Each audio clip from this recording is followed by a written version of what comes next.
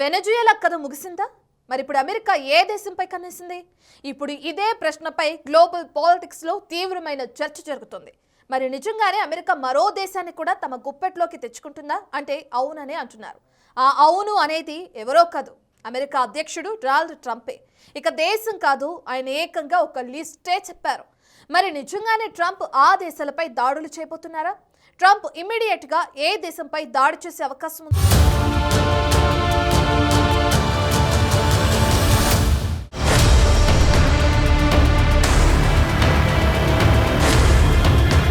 వెనజులా కథను ముగించారు.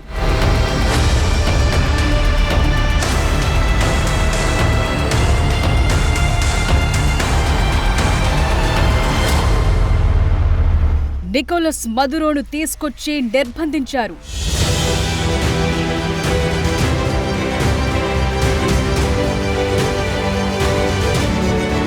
మరి Trump next target ఏంటి?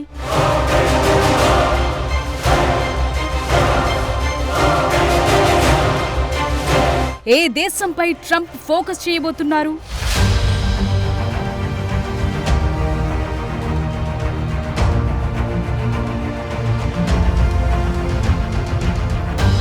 అమెరికా అధ్యక్షుడు డొనాల్డ్ ట్రంప్ అన్నంత పని చేస్తున్నారు. ఇప్పటికే వెనజులాపై ఆపరేషన్ అబ్సల్యూట్ రిజాల్వ్ పేరుతో సైనిక దాడి చేశారు. ఆ దేశ అధ్యక్షుడు నికోలస్ మదురోను తీసుకొచ్చి అమెరికా జైల్లో పడేశారు. నిజానికి వెనజులాలో అప్రజాస్వామిక పాలన కొనసాగుతుందని, ఆ దేశం నుంచి అమెరికాకు పెద్ద ఎత్తున డ్రగ్స్ తరలిస్తున్నారంటూ రెండోసారి అధ్యక్ష పదవి చేపట్టినప్పటి నుంచి ట్రంప్ ఆరోపిస్తూనే ఉన్నారు. అదే సమయంలో దాడులు చేస్తామని వార్నింగ్ ఇస్తూనే ఉన్నారు. ఇప్పుడే మాటలను నిజం చేస్తూ ఓ స్పెషల్ ఆపరేషన్ చేపట్టి అన్నంత పని చేశారు. దీంతో వెనజులా కథ కంచికి చేరింది. అక్కడి పాలనను మేమే చూస్తామని, అక్కడి చమురుపై అమెరికన్ సంస్థలదే పెత్తనమని ఓపెన్ గా చెప్పేశారు కూడా ట్రంప్. నిజానికి ట్రంప్ చేసిన ఈ పనితో అమెరికా తలుచుకుంటే ఏమైనా చెయ్యగలదు అని ప్రపంచ దేశాలకు చెప్పకనే చెప్పింది.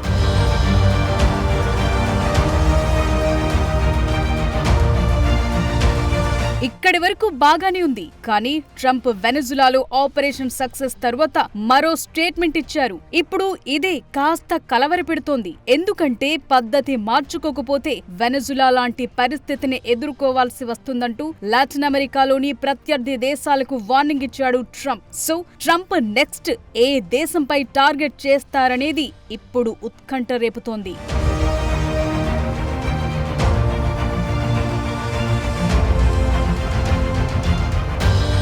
ట్రంప్ ఇదే స్పీడ్ లో కంటిన్యూ అయితే నెక్స్ట్ ఏ దేశాన్ని టార్గెట్ చేస్తాడనే ప్రశ్న ఇప్పుడు మొదలైంది. దీనికి అందరూ ముక్త కంఠంతో చెప్తోన్న సమాధానం గ్రీన్లాండ్. ఇదేదో మాట వరుసకి చెప్తున్న మాట కాదు. ట్రంప్ ఇప్పటికే గ్రీన్లాండ్ కు సంబంధించి చాలా సార్లు ఓపెన్ స్టేట్మెంట్ ఇచ్చారు. ప్రస్తుతం డెన్మార్క్ పాలనలో ఉన్న గ్రీన్లాండ్ ను స్వాధీనం చేసుకుంటామన్నారు ట్రంప్. ఇప్పుడే వ్యాఖ్యలను మరింత బలపరిచేలా ఒక ఘటన జరిగింది. డొనాల్డ్ ట్రంప్ సలహాదారు స్టీఫెన్ మిల్లర్ సతీమణి కేటీ మిల్లర్ రీసెంట్ గా ఒక పోస్ట్ పెట్టారు. అమెరికా జెండా రంగుల్లో ఉన్న గ్రీన్లాండ్ మ్యాప్ ను సోషల్ మీడియాలో పోస్ట్ చేశారు. దానికి సూన్ అంటూ క్యాప్షన్ ఇచ్చారు. అంటే అమెరికా నెక్స్ట్ టార్గెట్ గ్రీన్లాండ్ అని చెప్పకనే చెప్పారా అనే డౌట్ ఇప్పుడు మొదలైంది.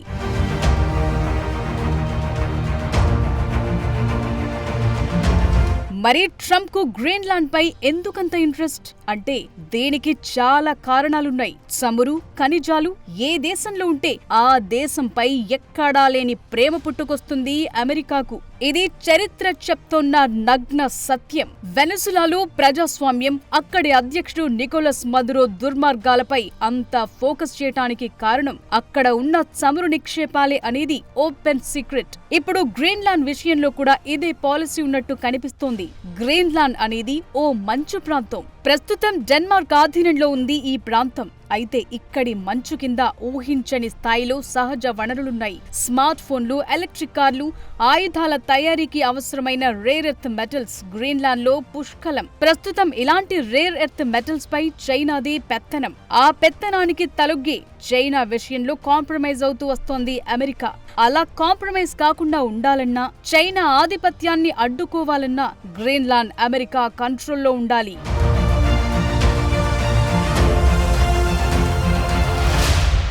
Not only rare earth metals, Greenland లో కూడా భారీగా క్రూడ్ ఆయిల్, నాచురల్ గ్యాస్ నిక్షేపాలున్నాయనేది అంచనా. ఇది కూడా అమెరికాకు కలిసి వచ్చే అంశం. ఇది మాత్రమే కాదు, ప్రస్తుతం ఆర్కిటిక్ ఏరియాలో రష్యా, చైనా తమ సైనిక స్థావరాలను పెంచుతూ వస్తున్నాయి. సో గ్రీన్లాండ్ తమ కంట్రోల్లో ఉంటే మంచు ఖండంపై ఈ రెండు దేశాల ఆధిపత్యానికి చెక్ పెట్టొచ్చనే ఆలోచన కూడా ఉంది. సో గ్రీన్లాండ్ తమ కంట్రోల్లో ఉంటే మంచు ఖండంపై ఈ రెండు దేశాల ఆధిపత్యానికి చెక్ పెట్టొచ్చనే ఆలోచన కూడా ఉంది. ఇక్కడ ఇప్పటికే అమెరికాకు చెందిన పిటుఫిక్ స్పేస్ బేస్ ఉంది. రష్యా లేదా ఇతర దేశాల నుండి వచ్చే మిసైల్స్ ను గుర్తించడానికి, స్పేస్ పై నిఘా వేయటానికి ఇది అత్యంత కీలకమైన కేంద్రం. అక్కడితో అయిపోలేదు. ప్రస్తుతం గ్లోబల్ వార్మింగ్ వల్ల మంచు చాలా వేగంగా కరుగుతోంది. ఇదే జరిగితే ఆర్కిటిక్ గుండా కొత్త షిప్పింగ్ లైన్స్ అందుబాటులోకి వస్తాయి. ఆ పరిస్థితి రావటానికి ముందే గ్రీన్లాండ్ ను చేజిక్కించుకోవాలనేది అమెరికా లక్ష్యంగా కనిపిస్తోంది.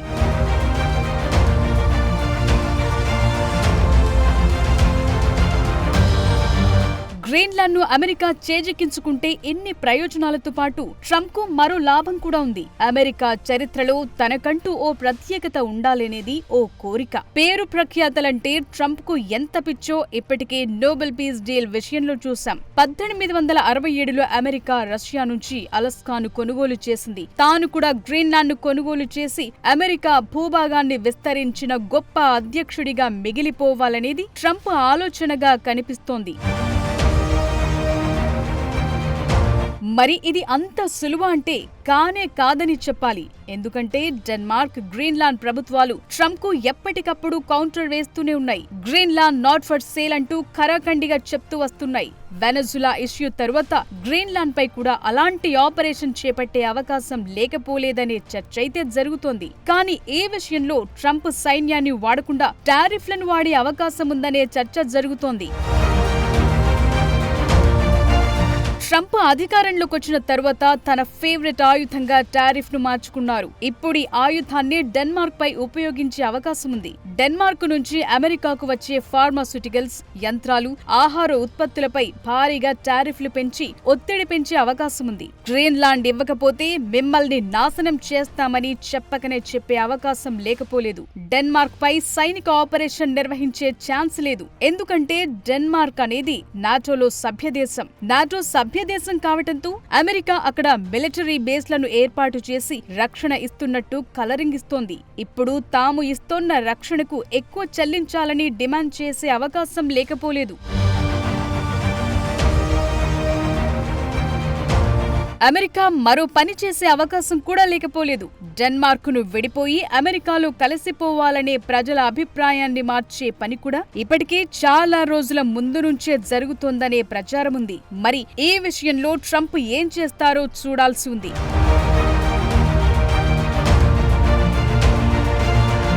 ఒక్క గ్రీన్లాండ్ మాత్రమే కాదు, అమెరికా హస్తగతం చేసుకోవాలనే లిస్టులో మరికొన్ని దేశాలు కూడా ఉన్నాయి.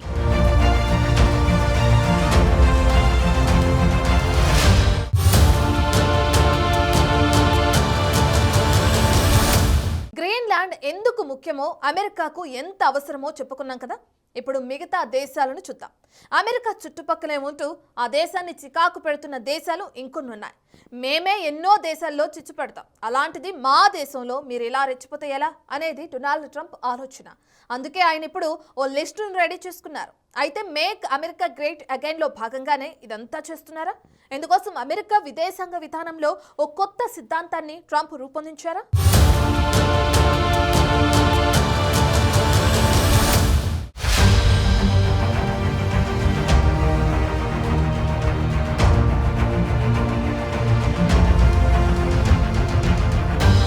ఒక్క గ్రీన్లాండ్ మాత్రమే కాదు, అమెరికా అధ్యక్షుడు డొనాల్డ్ ట్రంప్ ఫోకస్ చేసే దేశాలు ఇంకా ఉన్నాయి. వెనజులా సైనిక ఆపరేషన్ ముగిసిన తరువాత ట్రంప్ నోటి వెంట ఆపరేషన్ కొలంబియా అనే మాట వినిపించింది. Colombia is very sick too, run by a sick man who likes making cocaine and selling it to the United States, and he's not going to be doing it very long, let me tell you. Mexico has to get their act together because they're pouring through Mexico. And we're going to have to do something. We'd love Mexico to do it. They're capable of doing it. But unfortunately, the cartels are very strong. Cuba looks like it's ready to fall. I don't know if they're going to hold out. But Cuba now has no income. They got all of their income from Venezuela, from the Venezuelan oil. They're not getting any of it. And Cuba literally is ready to fall. And you have a lot of great Cuban Americans that are going to be very happy about this. Air force 1 లో ప్రయాణిస్తూ Trump చేసిన comments ఇవి. అయితే Trump ఈ comments చేయటం వెనుక కొన్ని reasons కనిపిస్తున్నాయి. వెనజులాపై అమెరికా దాడిని కొలంబియా అధ్యక్షుడు గుస్టావో పెట్రో తీవ్రంగా ఖండించారు. నిజానికి ఆయన అమెరికా విధానాలను విమర్శిస్తూ వస్తున్నారు కూడా. దీంతో అమెరికాకు కొలంబియాకు మధ్య విభేదాలు పెరుగుతూ వస్తున్నాయి. ఇదే సమయంలో ట్రంప్ నోటి నుంచి ఆపరేషన్ కొలంబియా అనే మాట రావటంతో తమ టార్గెటెడ్ కంట్రీస్ లిస్టులో కొలంబియాను కూడా చేర్చారా అనే చర్చ మొదలైంది. లాటిన్ అమెరికా దేశాల్లో అమెరికా ఆధిపత్యానికి అడ్డుగా నిలిచే ప్రభుత్వాలను మార్చడం అనే కాన్సెప్ట్ లో భాగంగానే ట్రంప్ ఈ వ్యాఖ్యలు చేసినట్టు కనిపిస్తోంది.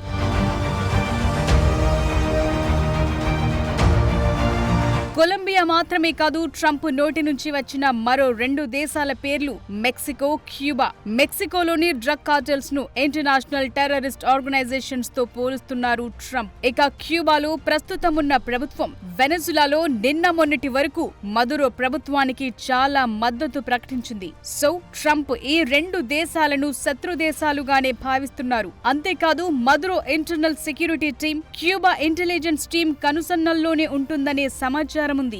సో మదురోకు ఇన్ని రోజుల పాటు ఫుల్ సపోర్ట్ ఇచ్చింది క్యూబానే అని భావిస్తోంది అమెరికా. ఇది మాత్రమే కాదు, క్యూబా అమెరికా శత్రుత్వం ఇప్పటిది కాదు, దశాబ్దాల నాటిది. అమెరికా పక్కనే ఉంటూ అగ్రరాజ్యానికి కొరకరాని కొయ్యగా మారిన దేశం క్యూబా. అందుకే సందట్లో సడేమియా అన్నట్టుగా పనిలో పనిగా క్యూబాలో కూడా తమకు అనుకూలమైన ప్రభుత్వాన్ని తీసుకురావాలి అనేది అమెరికా ఆలోచనగా కనిపిస్తోంది.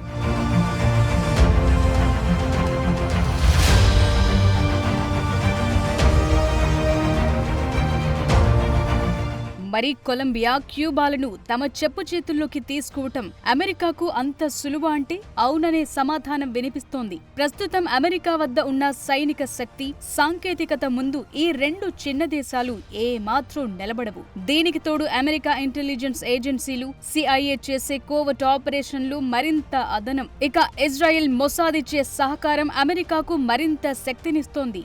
సో నిజంగానే ట్రంప్ దాడులు చేయాలి, ఆ దేశాలను తమ చెప్పు చేతల్లోకి తీసుకోవాలంటే పెద్ద కష్టమేమీ కాదు. కానీ దేశాలను చేజిక్కించుకోవటం ఎంత సులువో, ఆ తరువాత అక్కడి పరిస్థితులను తమకు అనుకూలంగా మలచుకోవటం అంత సులువు మాత్రం అస్సలు కాదు. అది చరిత్ర చెప్తున్న సత్యం. అందుకే ట్రంప్ అంత సాహసం చేయకపోవచ్చు అనే అభిప్రాయాలు లేకపోలేదు.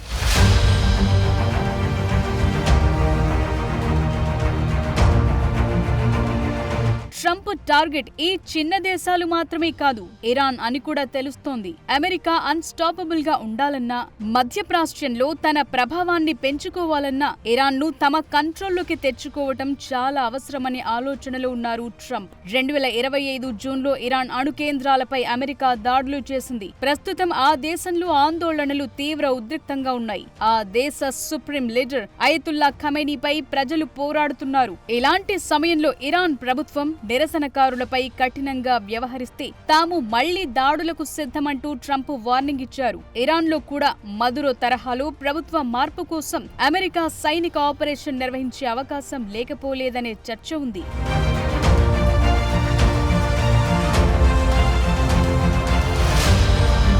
చూస్తుంటే అమెరికా విదేశాంగ విధానాన్ని మార్చే పనిలో ట్రంప్ ఉన్నట్టు క్లియర్ కట్ గా కనిపిస్తోంది. అమెరికా విదేశాంగ విధానంలో మన్రో సిద్ధాంతం అనేది ఒకటి ఉంటుంది. 1823లో అప్పటి అమెరికా అధ్యక్షుడు జేమ్స్ మన్రో దీన్ని రూపొందించారు. దీని సారాంశం ఏంటంటే అమెరికా ఖండంలోని దేశ వ్యవహారాల్లో యూరప్ దేశాల జోక్యం ఉండకూడదనేది దాని ఉద్దేశం. కానీ ఇప్పుడు టైం మారింది. ట్రంప్ ఇప్పుడు డాన్రోస్ సిద్ధాంతాన్ని రెడీ చేసినట్లు కనిపిస్తోంది. అప్పుడు యూరప్ దేశాలు జోక్యం చేసుకోకూడదు అంటే ఇప్పుడు రష్యా, చైనాలు అమెరికా సమీప దేశాల్లో జోక్యం చేసుకోకూడదు అనే కొత్త సిద్ధాంతాన్ని చెప్తున్నారు. వెనజులా, క్యూబా వంటి దేశాల్లో రష్యా, చైనాల జోక్యం ఉందనేది వాస్తవం. అందుకే అమెరికా ప్రయోజనాలకు వ్యతిరేకంగా పనిచేస్తే అమెరికా నేరుగా సైనిక చర్యకు దిగుతుందనే సందేశాన్ని ఇప్పుడు వినిపించారు.